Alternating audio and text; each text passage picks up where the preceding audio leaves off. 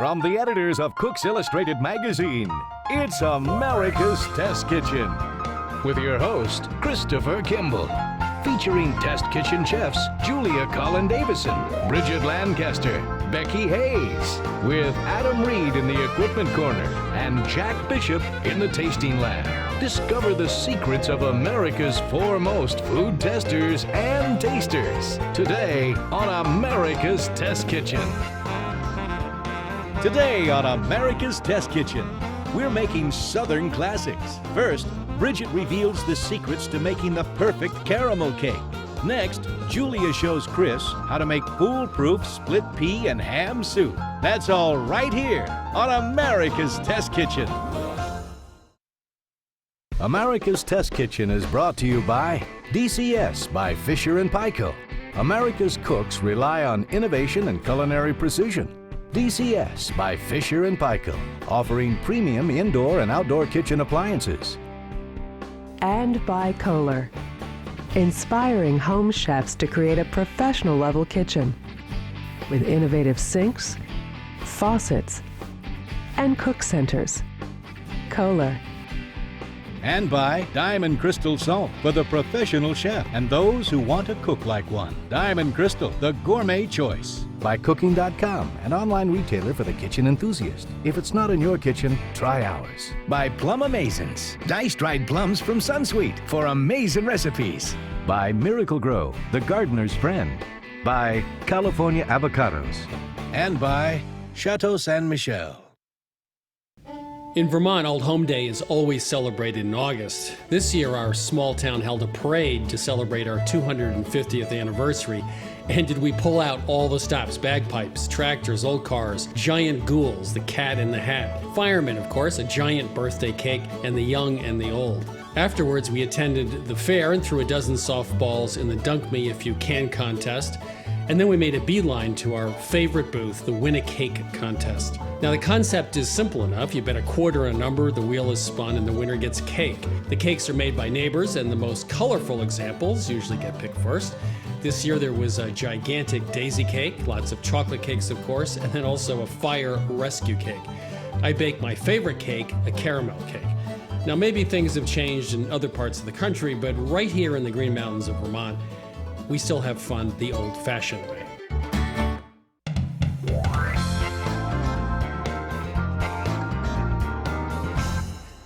Okay, Bridget, I'm going to share a little secret about that Win a Cake contest. Okay. Nobody else can listen. All right. Every year we make a cake at home. Mm-hmm. The kids help, we bring it in. And we like our cakes so much, they're always first in line. Right. And I bring a huge thing of quarters. Whatever it takes, we go and we take our cake back. So we always end up eating our own cake. There is a cheaper way, you know. Well, that's something I found out. You can go into the back and just buy one. Oh, there you go. There's no risk. You just $6, you buy a cake. Perfect. But the pink ones, or the green ones, it's the multicolored ones, the bright ones. The Technicolor ones. The Technicolor ones, that's the ones that always go first. But the caramel cake is my favorite all-time cake. This is a great Southern cake. I mean, basically it's a yellow cake or a butter cake, but it's the frosting that makes all the difference. It's that oozy, gooey layer of caramel, and as it sits, it kind of gets that crystalline crust on the outside. It's just brilliant. But the cake in total is just way too sweet. So we're going to minimize the sweetness of this cake, but still make it delicious, tender, and not too fragile. So let's start off with some dry ingredients. This is all-purpose flour. Now, a lot of modern-day caramel cakes will use a box cake mix, which uses cake flour, and that's just way too soft for this cake because when you go to frost it with the sturdy icing, it just rips it to shreds. So we wanted something a bit sturdier here. So this is all-purpose flour, and this is 2 1/4 cups, 1½ teaspoon of baking powder, and a ½ teaspoon of baking soda. Goes right in, and 3/4 teaspoon of salt, and it's going to help to balance out the sugar. Now, speaking of sugar, I've got 1½ cups of sugar, and now that's less than normal. Like what? I'm not going to tell you that this isn't a lot. It's a lot. But when we tried to cut back on the amount of sugar, it really made the cake kind of dry and cottony. So you do need at least 1½ cups of sugar. But we're going to cut it with something in a little bit. So I just want to mix this quickly. Just as easy to do this by hand as to use the mixer. Now, I've got 4 eggs here and 2 teaspoons of vanilla extract.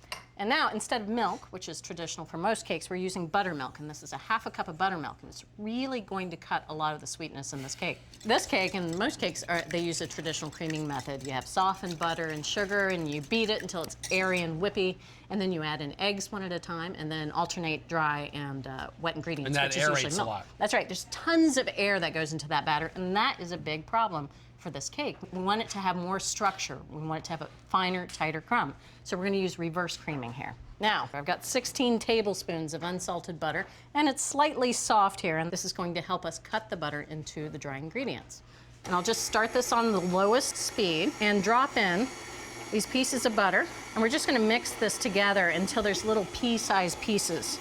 Now you can see that the mixture is starting to turn kind of a yellow color, and that's a good indication that the butter is really starting to work into the dry ingredients there. So it's looking pretty good now. Basically, most of the butter is worked in. There might be one or two large pieces, but you can see that this is very moist. It actually clumps together. Rest of the mixing is very easy. We're going to add half of the egg mixture, and we're only adding half at this point because we want to get rid of any lumps. Okay, so that looks good.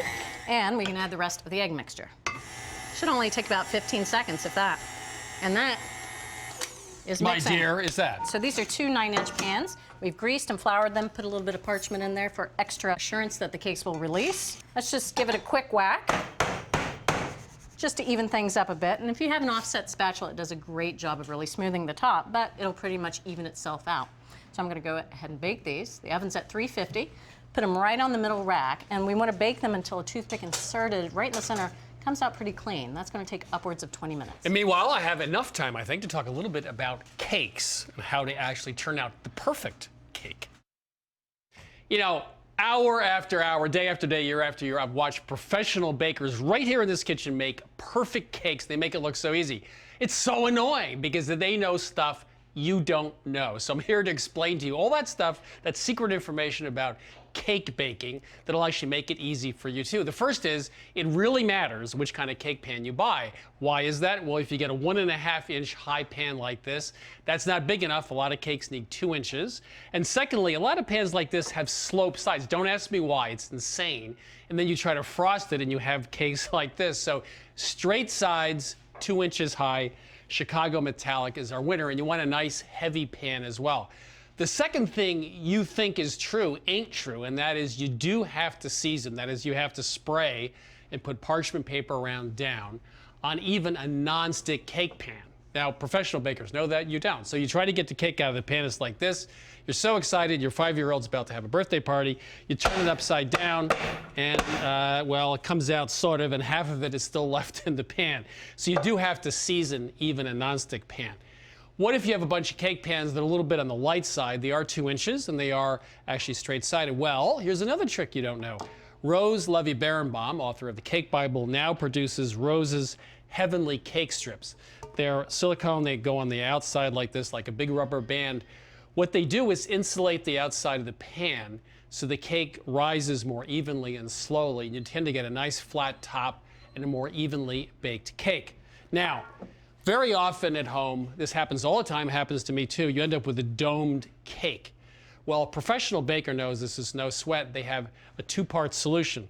The first is they take a long serrated bread knife. It's nice to have it on a cake stand, it makes it easier. And they just cut off the dome. And now you have a flat cake. Then what you're going to want to do is turn this upside down like that. And now the bottom is the top, and that's important because the other side, a lot of crumbs will come off when you frost, so that won't happen because this side is nice and smooth. Couple other things. Offset spatulas. All professional cake bakers have them. This one's from ATKO. This one is from Wilton. It makes frosting much easier. Makes easier frosting on the sides as well. These are just a few bucks. Definitely worth the investment. A cooling rack is important. We like this one from the CIA. And finally, the Progressive International Cake Carrier, also cupcakes. Take it off, it locks in 3 places at the bottom, and you can carry 2 levels of cupcakes. That's 24 cupcakes, which is nice. Take those out, the cake fits right here. The other thing that's really nice about it is it's collapsible, which means it goes down like this and it's easy to store. So now you know what the professional bakers know too, so now you can bake up professional cakes. we're about ready to make the frosting. But you see these beautiful baked cakes here? I don't care. I just want the frosting. Well, they look perfect. They look perfect. Well, I baked them for 20 minutes, and then I tested each of them right in the center with a toothpick. Checked to make sure that the toothpick came out clean. I let them cool in their pans for 10 minutes so that they got nice and sturdy. And that way I could flip them out and then let them cool completely for about an hour. Okay. If you wouldn't mind putting this on the back shelf there. Thank you. All right, so easy caramel frosting. We're going to start with 2 cups of packed dark brown sugar. I remember something about this saucepan. recipe having less sugar.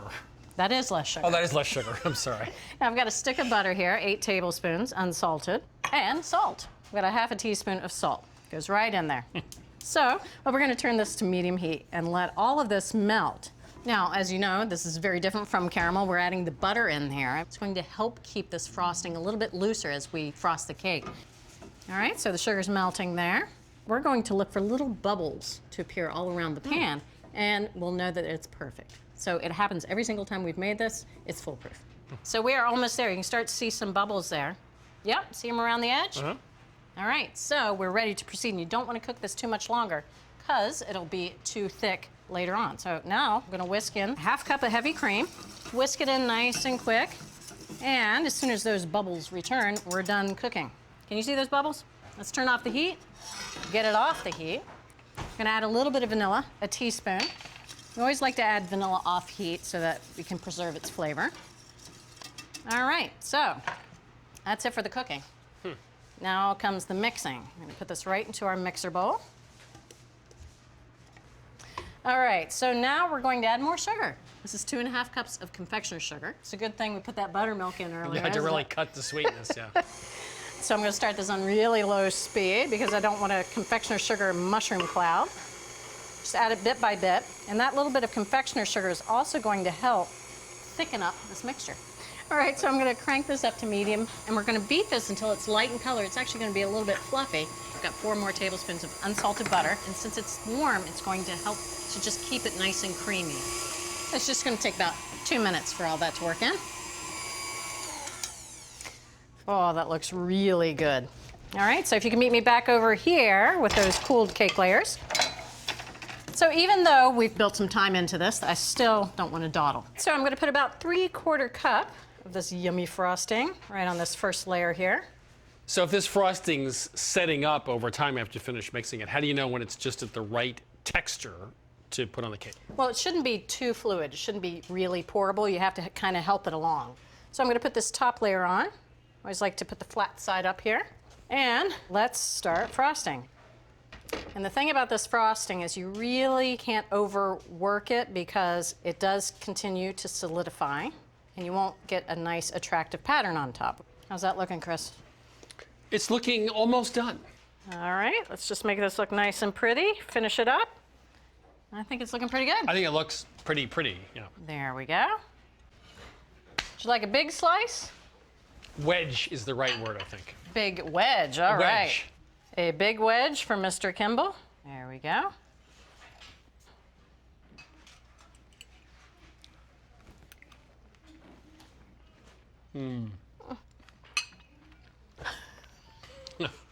Okay, that's the end of the show. I can't say anything else. This is absolutely phenomenal. There's a lot of sugar in the cake, but the buttermilk and the salt, it actually doesn't taste that sweet. That's yet right. The frosting is obviously quite sweet.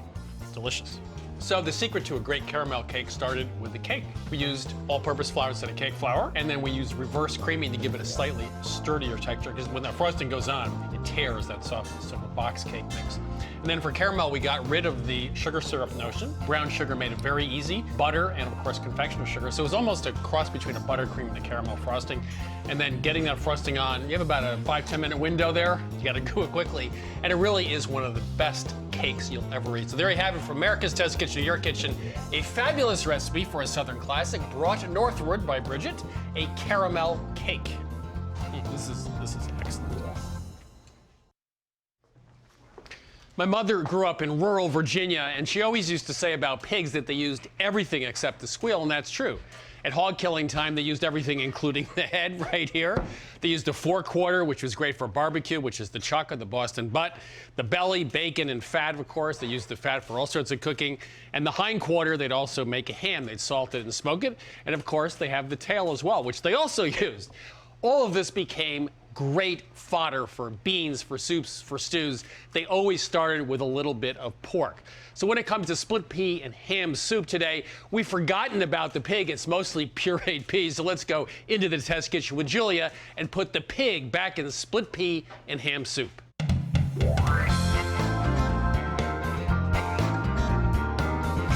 Okay, you gotta sort of go with me here, okay? Right. We're gonna practice now, ready? I like the build up. Get your hands down like this, ready? Peas, porridge, hot.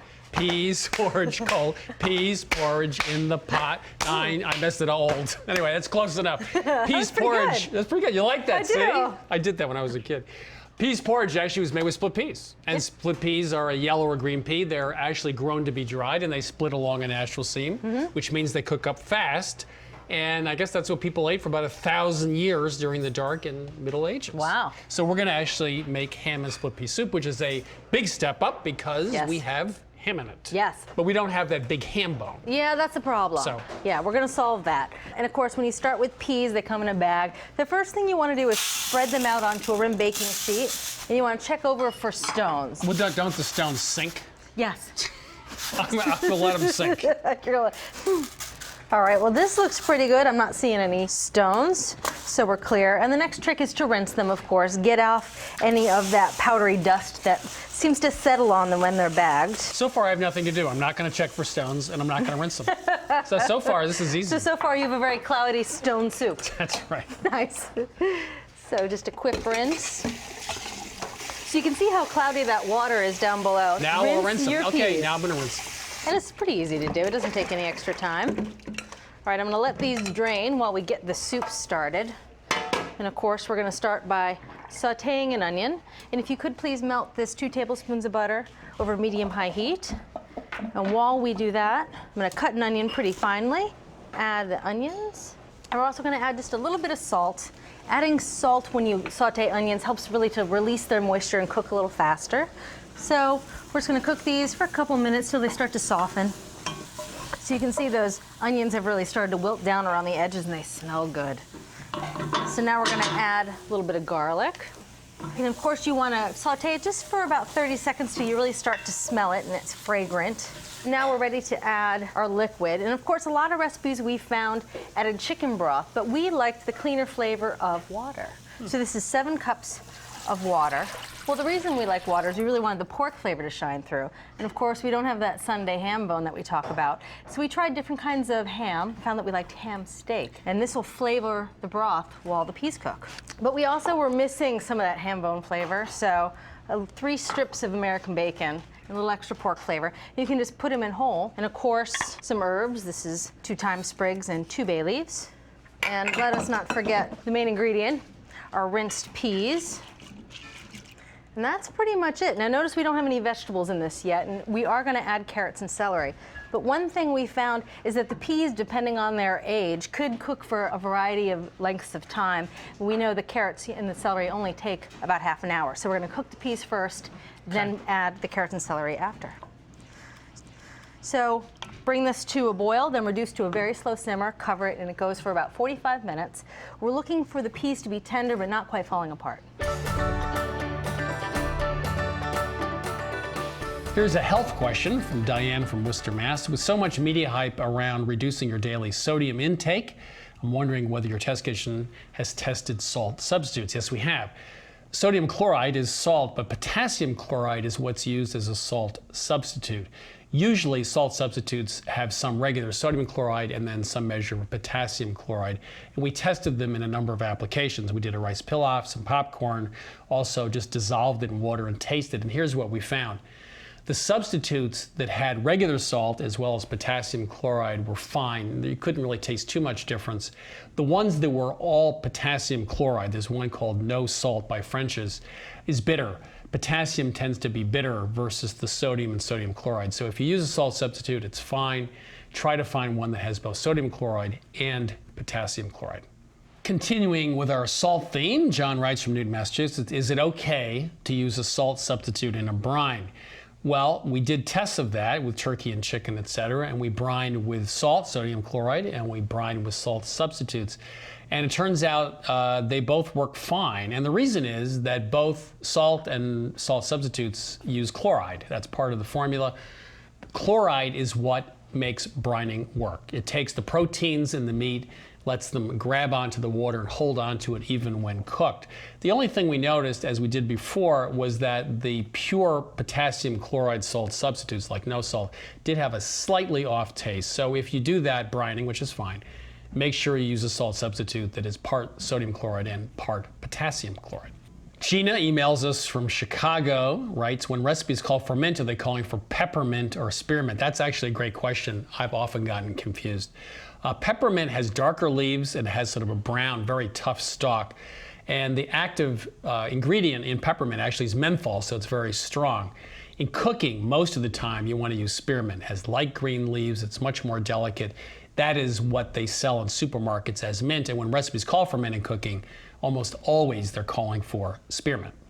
Here's a question about onion size. How little is a small onion? How big is a large onion? What I often consider large or small often doesn't yield the desired amount stated in the recipe.